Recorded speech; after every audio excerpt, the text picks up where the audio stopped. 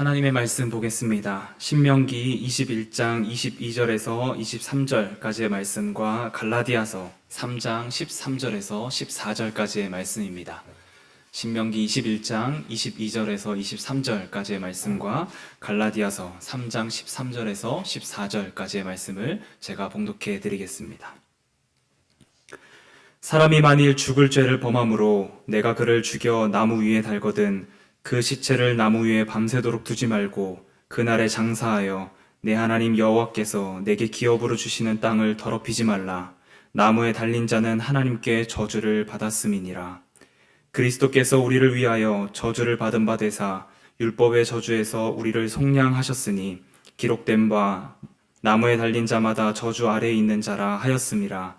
이는 그리스도 예수 안에서 아브라함의 복이 이방인에게 미치게 하고 또 우리로 하여금 믿음으로 말미암아 성령의 약속을 받게 하려 함이라. 아멘.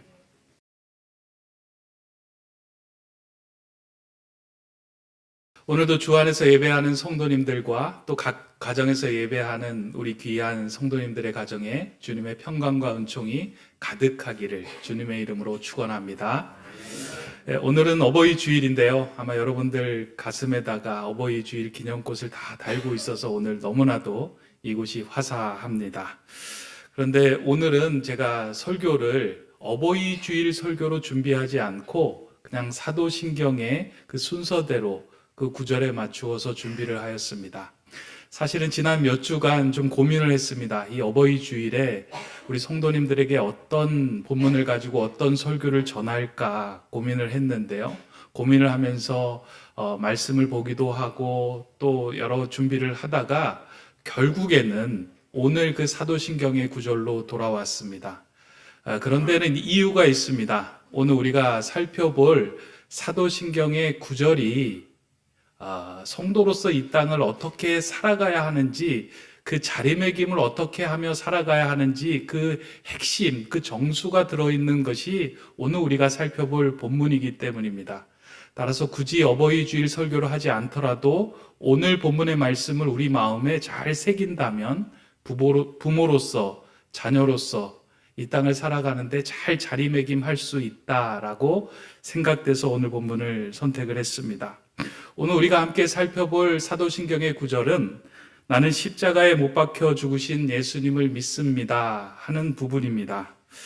성도들이 이 땅을 살아가면서 마지막 순간까지 평생 들어야 하는 설교가 있다면 어떤 설교일까요? 저는 십자가에 관한 설교라고 생각을 합니다. 성도가 이 땅을 살아가면서 마지막 순간까지 들어야 할 설교 한 가지를 뽑으라고 한다면 그것은 십자가에 대한 설교입니다. 왜냐하면 그 십자가만이 우리를 하나님께로 예수 그리스도의 생명의 나라로 옮겨주는 유일한 상징이고 유일한 표지이기 때문입니다. 십자가는 예수님을 믿는 성도들에게 있어서 가장 핵심 신앙이며 이 땅에서 그리스도인으로 승리하며 살도록 하는 생명의 표지입니다. 그런데 만약 우리의 신앙생활에서 이 십자가에 대한 기대가 사라지고 믿음이 사라지고 십자가라는 단어가 진부하게 들려진다면 그 순간부터 우리의 신앙은 생명력을 잃게 됩니다. 여러분들은 어떠신가요? 십자가라는 이 단어를 들으면 가슴이 벅차고 가슴 속에 무엇인가 끓어오르는 그 열정과 그 무엇인가가 느껴지십니까? 아니면 십자가, 그 십자가라고 그냥 진부하게 들리십니까? 간혹 성도님들 중에 그런 분들이 계십니다. 이제 강단에서 십자가에 대한 설교를 목사님들이 여러 번 반복하다 보니까 내가 아는 설교다 생각하여서 그것을 소홀히 여기며 듣는 분들이 계시고요. 또 좀 도가 지나치신 분들은 목사님 그 십자가 말고 좀 참신한 설교를 해주시면 안 되겠습니까? 하고 얘기하시는 분들도 간혹 있습니다. 근데 여러분들 꼭 기억하셔야 할 한 가지가 있다면 신앙생활하면서 결코 말해야 하지 말아야 할 하나가 있다면 십자가하고 진부함이라는 단어를 같이 붙여서 사용하는 겁니다. 십자가는 결코 진부해질 수도 없고 진부한 것이 아닙니다. 십자가는 생명력이 있고요, 참신하고요, 그 십자가를 통하여 우리의 모든 신앙인들의 삶을 열어주는 귀한 생명의 표지입니다. 진부란 단어와 십자가는 결코 어울리지가 않습니다. 그 이유는 진부라는 그 한자어를 좀 보면 우리가 쉽게 이해할 수 있습니다. 여러분, 진부함이라는 단어 다 아시죠? 근데 그 진부라는 그 단어의 한자를 이렇게 눈여겨본 적은 없으실 겁니다. 글씨가 좀 작기는 하지만 이 진부라는 단어를 보면 진열할 진자에 썩을 부자를 사용해서 진부라고 합니다. 이 단어가 생긴 유래가 있습니다. 어떤 고기가 귀하던 시절에 어떤 사람이 운 좋게 이제 고기를 하나 얻게 된 거예요. 그리고 그 좋은 고기를 얻게 되어서 그 좋은 고기를 이제 사람들에게 자랑하기 시작했습니다. 사람들도 이제 그 소문을 듣고 몰려오기 시작한 거예요. 야, 너네 집에 좋은 고기 있다며? 그런 이야기를 듣고 이제 그 고기를 얻게 된 사람이 사람들이 올 때마다 그 고기를 꺼내서 사람들에게 자랑을 합니다. 그런데 며칠이 지나고 난 후에 주인은 그 고기가 썩어가는 줄도 모르고 계속 고기를 꺼내어 진열을 하며 자랑을 합니다. 이 고기가 시간이 지나면 상하잖아요. 그 당시에 냉장고도 없었을 터인데 그럼에도 불구하고 좋은 고기를 하나 얻었다는 이유로 사람들이 올 때마다 그 고기를 꺼내어서 자랑을 합니다. 근데 자랑하는 사람은 그 썩은 고기 냄새에 익숙해져서 이 고기가 썩은 것인지 어떤지도 모르고 자랑을 꺼내어서 하는 거예요. 근데 사람들은 처음에는 신기하고 놀라운 눈으로 보다가 시간이 흐르면서 썩은 냄새가 진동을 하는 것을 보면서 그것을 꺼낼 때마다 눈살을 찌푸리고 힘들어하는 거예요. 진부란 이런 것입니다. 꺼낼 때 보면 그 꺼낸 것이 상하여 냄새가 진동하는 것을 진부하다라고 이야기를 해요. 사실 우리 속에서 꺼낸 자랑과 우리가 만들어서 얻어낸 모든 것들은 한 번 꺼낼 때는 신선해 보이지만 계속해서 꺼내기 시작할 때는 그것에 냄새가 나기 시작합니다. 하지만 하나님께서 이 땅에 세워주신 십자가는, 예수님께서 달려주신 그 십자가는 결코 진부할 수 없고 새롭고 생명력이 있는 것입니다. 꺼내면 꺼낼수록 새롭고 꺼내면 꺼낼수록 우리를 하나님의 은혜에 젖어들도록 만드는 능력이 있습니다. 진부의 반대말은 그러면 무엇일까요? 참신이라는 뜻인데요. 참신이라는 한자는 이렇게 씁니다. 오늘 한자 시간은 아니지만 좀 여러분들에게 소개를 해드린다면 벨참에 새로울 신자를 사용을 하는데요. 둘 다 이제 이 도끼가 들어가 있는 거죠. 이 한자를 보면.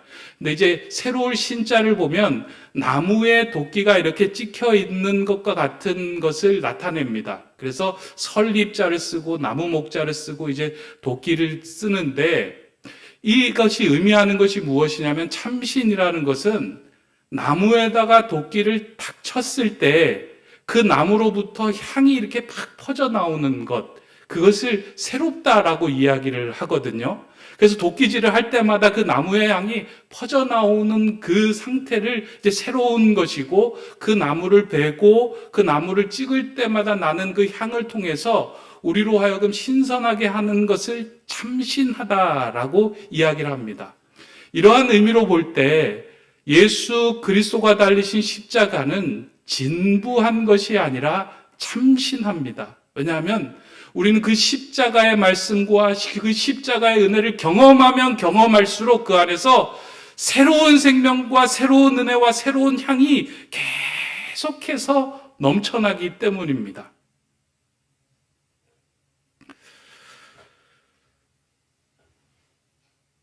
우리가 꺼내어 놓는 것은, 우리가 자랑하는 모든 것들은 시간이 지나면 상하고 다른 사람들로 하여금 눈살이 찌푸러집니다. 그러나 내 안에 담긴 십자가는, 그 십자가를 품고 사는 사람이 그 십자가를 꺼내어 자랑을 할 때에도 그 십자가는 상한 것이 아니라 새롭고 참신함이 넘쳐납니다.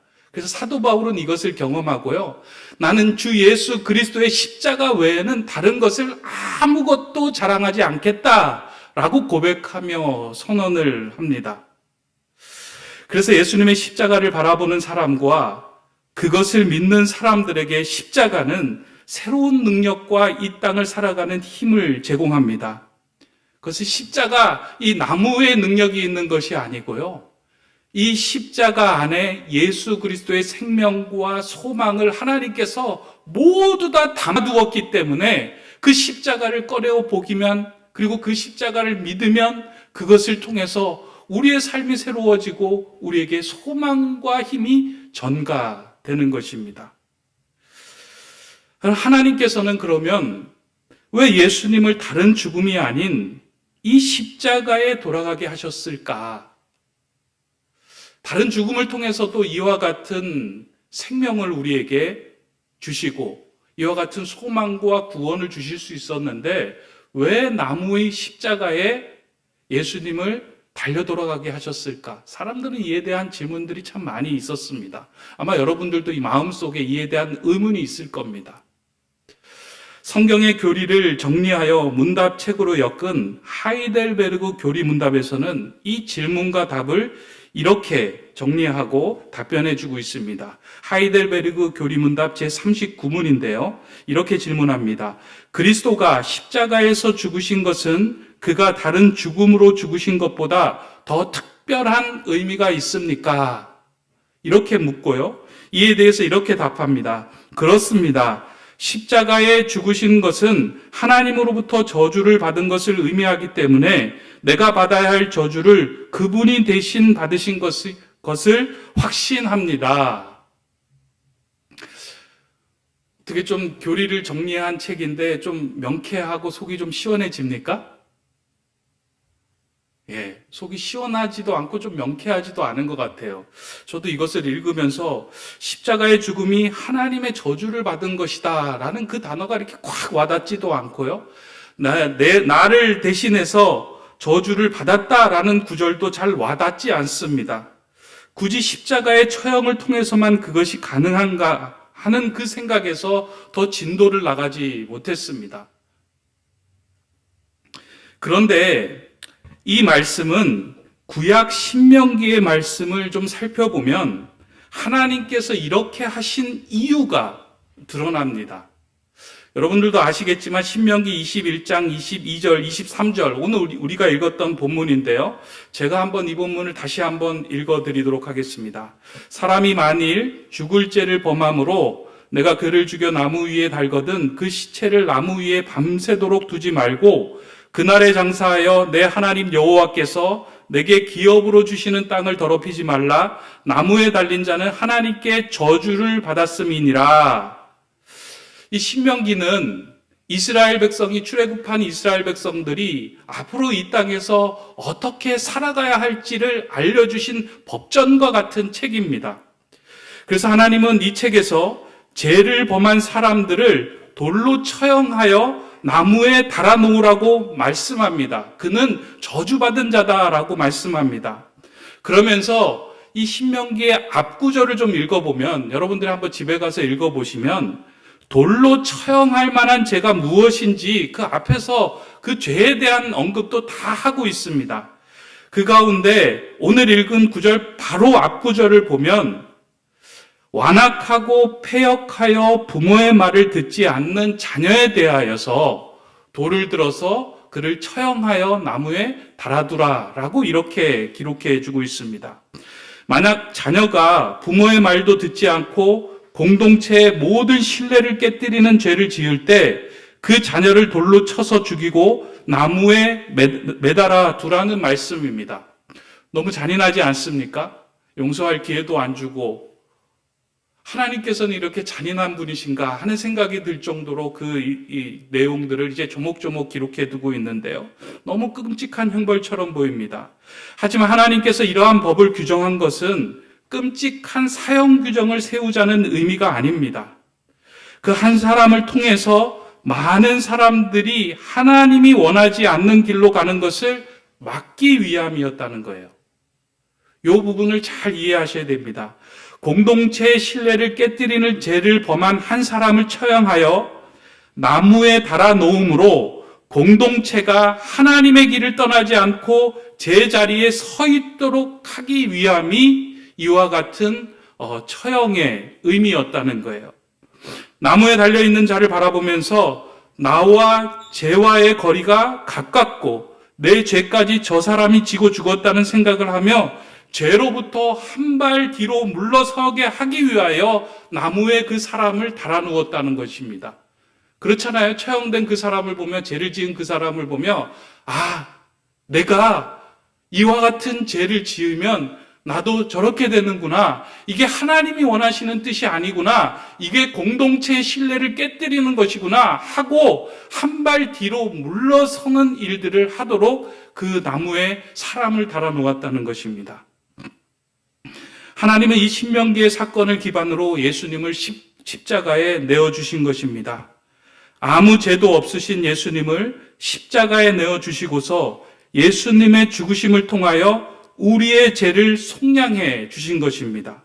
그리고 그 십자가를 보는 자들로 하여금 자유와 생명을 누리도록 하시고 어떠한 삶을 살아가야 하는지를 그 십자가를 통하여 깨닫도록 우리에게 주신 것이 십자가의 사건입니다.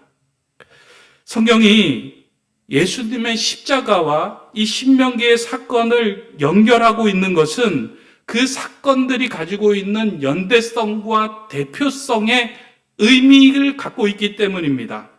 이 두 가지가 모두 다 공동체에 주는 메시지였는데요. 여러분, 신명기의 사건을 한번 생각을 해보세요. 이 사건을 통해서 공동체에 주는 메시지가 무엇일까요? 사람들로 하여금 죄를 짓지 말고 죄로부터 멀리 떨어지게 하는 그 표징으로 그 나무에 달은 처형을 한 것입니다. 그렇다면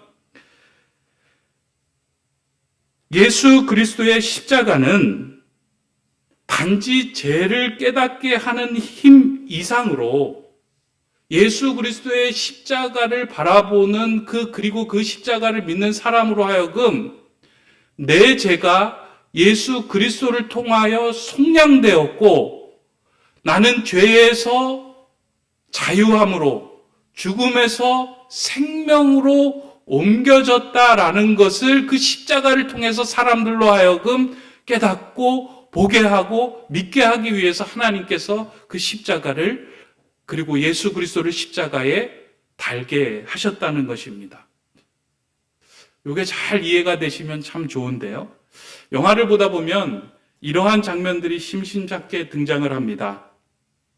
이제 주인공이 적들에게 쫓기다가 적이 쏜 총을 이제 다리에 맞고 쩔뚝쩔뚝거리며 피를 흘리며 이제 막 도망을 갑니다. 이제 산속으로 도망을 가는데요. 그러한 주인공을 추격하기 위하여 적들이 이제 사냥개를 풀잖아요. 그럼 사냥개들이 막 컹컹거리면서 그 주인공을 쫓아가기 위해서 애를 쓰면서 막 달려갑니다. 사냥개들은 주인공이 흘린 이제 피 냄새를 맡으며 계속해서 쫓아가는데요.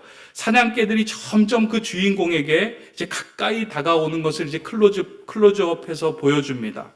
그리고 지칠 대로 지친 주인공은 거의 포기 직전에 무엇을 만나냐면 항상 냇물이나 강물을 만납니다. 그리고 그 강물로 뛰어드는 순간부터 이제 쫓아오던 개들은 피 냄새를 맡지 못하고 거기서 또 뭐 어슬렁어슬렁거리다가 다시 이제 돌아갑니다. 마찬가지로 예수님의 십자가는 우리의 죄 문제를 집요하게 쫓아다니는 사냥개와 같은 두려움의 소리를 잠재우는 은혜의 강물입니다. 우리가 십자가의 강물에 몸을 담그는 순간 우리는 이전에 경험하지 못했던 희망과 생명을 경험할 수 있게 됩니다. 그 능력이 십자가에 담겨져 있는 거예요. 하나님은 그 표지를, 그 생명의 표지를 절망의 갈보리 언덕에 세우셨고 성도들로 하여금, 사람들로 하여금 그 예수 그리스도가 달리신 십자가를 바라봄을 통하여 죄에서 자유함으로, 죽음에서 생명으로, 절망에서 희망으로 옮긴 그 승리의 표지를 보며 살아가도록 그 십자가를 그 절망의 곳에 세워두셨던 겁니다. 승리의 표지로 세워두신 거예요. 그렇다면 오늘 우리가 십자가를 바라보는 우리의 마음은 어떠해야 할까? 여러분들 마음속에 절망이 있고 아픔이 있고 힘듦이 있을 때 우리가 눈을 들어 십자가를 바라보면 그 십자가에서 보여지는 무엇을 발견해내야 되는가? 죄에서 자유함을, 두려움에서 평안을, 절망에서 소망을 알려주는 그 징표로, 표지로 그 십자가를 받아들이고 그것을 마음속에 담아내는 일입니다. 그래서 우리가 이렇게 십자가를 바라보기 시작할 때, 그 십자가를 통과할 때 우리의 삶에 일어나는 변화가 있어요. 오늘 우리가 읽었던 성경 뒷부분을 보면 그 변화가 무엇인지 오늘 본문이 우리에게 이렇게 알려줍니다. 갈라디아서 3장 14절의 말씀인데요. 이는 그리스도 예수 안에서 아브라함의 복이 이방인에게 미치게 하고 또 우리로 하여금 믿음으로 말미암아 성령의 약속을 받게 하려 함이라. 예수님의 십자가를 통하여 하나님께서 우리에게 주신 유익이 있다면, 그 십자가를 통해서 얻는 유익이 있다면 아브라함의 복이 이방인에게 미치게 하는 것이고 또 우리로 하여금 성령의 약속을 받는 것이다 라고 말씀합니다. 근데 이것도 좀 의미가 어렵게 다가올 수 있는데요. 아브라함이 복이 이방인에게 미친다라는 의미는 이방인들도 예수 그리스도의 십자가를 통해 하나님의 자녀로 의롭게 되었다라는 의미입니다. 예수 그리스도의 십자가는 모든 죄에서 관계가 틀어졌던 사람들도 그 십자가를 믿음을 통해서 하나님의 자녀가 되는 그 의를 선물로 받는다라는 의미입니다. 또 하나는 성령의 약속을 받는다라는 것은 우리가 이 땅에서 성도로 살아갈 때 성령께서 도우심을 통하여 우리는 의로운 삶을 살아가게 된다라는 의미예요.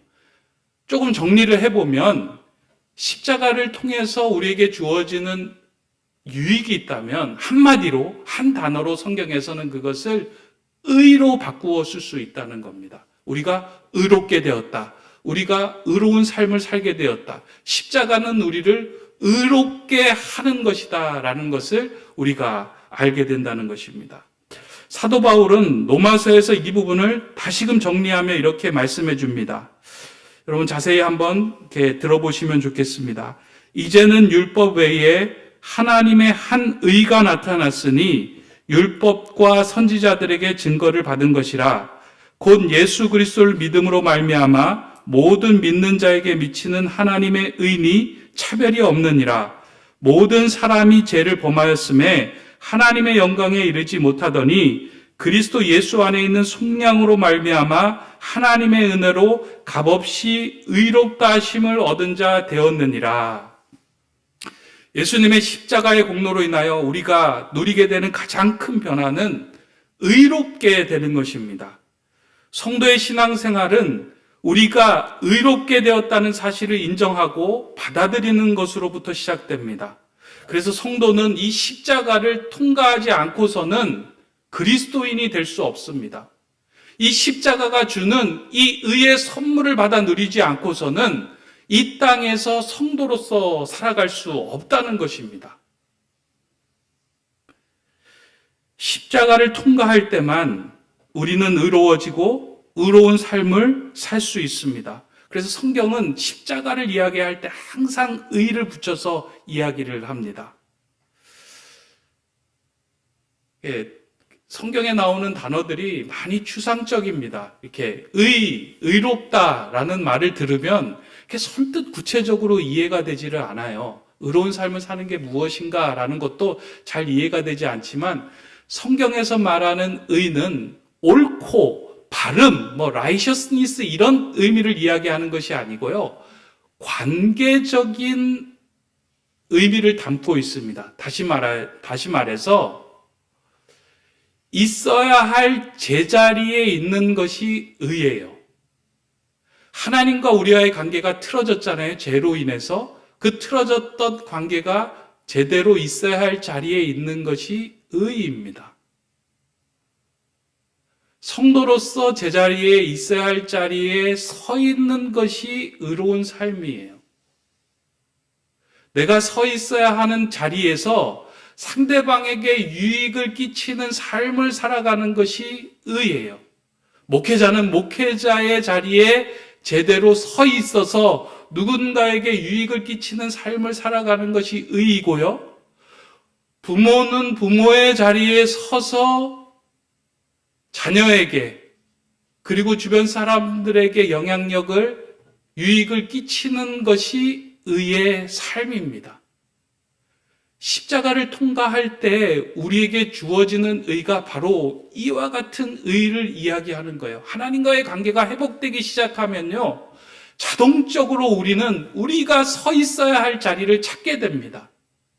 불의함이라는 게 뭐예요? 내가 서 있어야 할 자리에서 떠나는 게 불의예요. 악한 일을 행하는 것, 그것이 불의가 아니고요. 내가 서 있어야 할 자리를 버리고 떠나는 것이 불의예요. 목회자가 목회자의 자리에 서 있지 않으면 그것이 불의입니다. 아버지가 아버지의 자리에, 남편이 남편의 자리에, 아내가 아내의 자리를 떠나는 것, 그것이 불의입니다. 그러나 십자가를 통과할 때에 그 십자가의 은혜가 우리에게 주는 것이 무엇이냐면 내가 서 있어야 할 자리를 어디인지를 알게 해준다는 거예요. 그래서 성도는 십자가를 묵상하고 바라보며 십자가를 붙들고 기도하기 시작할 때 성도가 살아가야 하는 이 땅의 삶을 제대로 살아가게 됩니다.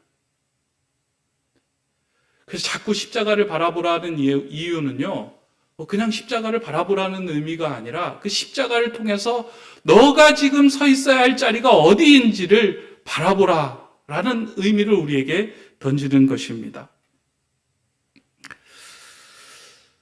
사실은 목회자로서 이게 매번 십자가를 전하고 평생 십자가에 대한 설교를 전해야 하는데, 저도 이제 목회를 한 지 3, 4년 됐는데요. 이게 십자가에 대한 설교를 하면서 이 십자가에 대한 내용이 사실은 저도 온전히 이해가 되지는 않습니다. 그 십자가의 비밀을 제가 다 알지 못해요. 십자가에 대한 말씀을 보면 볼수록 새롭고, 십자가의 말씀을 보면 볼수록 제가 몰랐던 부분들이 드러나고, 이 부분들을 성도에게 아주 속 시원하게 좀 설명하면 좋을 것 같은데, 그 십자가에 담긴 그 비밀을 제가 다 표현하지 못해서 답답할 때가 참 많이 있습니다. 아마 평생 그럴 것 같아요. 그래서 십자가에 대한 말씀 앞에서 제가 겸손해질 수밖에 없는 이유가 그 이유입니다. 그런데 그럼에도 불구하고 제가 한 가지 확신하는 것은 무엇이냐면, 십자가를 붙들고 기도할 때마다, 십자가를 묵상할 때마다 내가 감당하지 못했던, 내가 해결하지 못했던 문제보다 더 크신 하나님의 은혜를 내가 경험한다는 사실이에요. 십자가를 붙들고 하나님을 붙들고 간구하며 기도하며 나아갈 때마다 하나님은 저에게 더 큰 은혜를 부어주신다. 그 십자가의 능력이 있다라는 이 한 가지 사실은 저는 믿고 확신한다는 것입니다. 하나님께서 우리에게 십자가를 보내주시고 십자가 예수 그리스도를 달려주신 것은 이해하라고 주신 것은 아닐 것입니다. 그것을 그냥 바라봄을 통하여, 그것을 믿음을 통하여 이 땅에서 승리하는 성도로 살아가기 위하여 세워주신 승리의 표지입니다. 그래서 우리가 해야 할 것은요, 그 십자가를 바라보고 그 십자가에 달리신 예수 그리스도를 나의 구주로 믿으면 돼요. 어려운 것이 아니라 그냥 단순하게 그 십자가의 능력이 있음을 믿으면 되는 거예요. 말씀을 준비하다가 어제 토요 시편 기도에서 좀 나누었던 그 예화가 계속 생각이 나서요. 이 말씀을 오늘 또 설교에서 같이 좀 나누면 좋겠다 하는 생각이 들었습니다. 안산제일교회 원로 목사님인 고은 목사님이 이제 간증을 하시면서 또 이제 책에서 기록했던 내용인데요. 목사님이 이제 주일 예배가 다 끝난 후에 할머니 집사님이 한 분이 오셔가지고 선물을 들고 오셔가지고 이제 본인이 이 교회에서 이제 그만 섬기시고 자녀들이 있는 교회로 가야 되겠다. 그러면서 10년 동안 자기를 위해서 기도해 주셔서 감사하다. 그 감사를 표하고자 이제 목사님을 찾아오신 거예요. 그러면서 선물을 내밀면서 이제 목사님에게 이렇게 말씀하는 거예요. 목사님, 10년 동안 저에게 안수 기도를 해 주셔서 제가 심장병이 있었는데 이 심장병이 다 낫게 되었습니다. 감사합니다. 그렇게 이야기를 하시는 거예요. 근데 고은 목사님은 그 이야기를 들으면서 의아했습니다. 제가 할머니 집사님에게 안수 기도를 해준 적이 없는데 이 안수 기도를 해주셨다고 하니까 혹시 이분이 좀 이렇게 이상한 걸 보신 거 아닌가라는 생각이 들어서 이제 목사님이 물었다는 거예요. 아유, 집사님, 제가 집사님에게 안수해 드린 적이 없는데 왜 그렇게 말씀하십니까? 그랬더니 이제 할머님이 그렇게 얘기를 하는 거예요. 목사님이 너무 바쁘셔가지고 저를 위해서 안수해 주실 시간이 없을 것 같아서 제가 주일 예배가 마쳐지면 목사님이 악수를 해 주시잖아요. 제가 늘 그 악수하는 그 시간에 한 손으로는 목사님 손을 잡고 한 손으로는 제 아픈 곳에다가 심장을 대고 기도했다는 거예요. 하나님, 저를 회복시켜 주십시오. 그렇게 기도하던 중에 자신의 몸속에 있었던 병이 회복이 되고 자기가 건강하게 되었다라고 이제 목사님에게 이야기하고 말씀을 드렸다는 겁니다. 참 믿음이라는 건 단순하고요. 그 단순한 믿음에서 하나님의 능력이 나타난다라는 생각이 듭니다. 십자가에 대한 믿음도 마찬가지입니다. 예수 그리스도가 십자가에 못 박혀 돌아가신 것을 나는 믿습니다. 우리의 머리로 이해가 되지 않아요. 어떻게 하나님이 십자가에 달려 돌아가실 수 있나? 나의 죄를 지고 달려 돌아가시는 것이 어떻게 가능할 수 있을까? 이해가 되지는 않지만 그 십자가를 나의 십자가로 믿고 그 십자가에 달리신 예수 그리스도를 나의 구주로 믿는 그 순간부터 내 삶에는 변화가 일어나기 시작을 해요. 그 십자가에는 능력이 있기 때문입니다. 오늘 우리가 해야 할 일은 십자가를 이해하는 것이 아니고요. 이 예배당에 있는 이 십자가를 띄어서 우리의 삶의 자리에 세우는 일입니다. 한 손에는 이 십자가를 붙들고 한 손으로는 우리의 삶의 자리에 위치를 떠나 제자리를 벗어난 곳에 손을 대기 시작할 때 내가 서 있어야 할 자리를 이 십자가는 우리로 하여금 찾아줍니다. 부모의 자리를 찾아주고요. 자녀의 자리를 찾아주고요. 성도의 자리를 찾아줍니다. 오늘 이 사회에서, 오늘 이 교회에서, 우리의 가정에서 가장 큰 문제가 일어나는 것들이 무엇일까요? 있어야 할 자리를 찾지 못하고 있어야 할 자리를 떠났기 때문입니다. 목회자가 있어야 할 자리를 떠나기 시작하면요, 교회가 망가집니다. 아버지가 있어야 할 자리를 떠나면 가정이 망가집니다. 사회 속에서, 직장 속에서 직장인으로 성도가 있어야 할 자리를 떠나기 시작하면요, 세상이 헝클어집니다. 온통 지금 세상 속에서 일어나는 많은 범죄들이 있어야 할 자리를 떠나서 벌어지는 일들 아니겠습니까? 그 자리를 되돌이킬 수 있는 능력은 오직 우리 안에 다시금 예수 그리스도가 못 박혀 죽으신 십자가가 세워질 때에만 그 자리가 온전하게 세워집니다.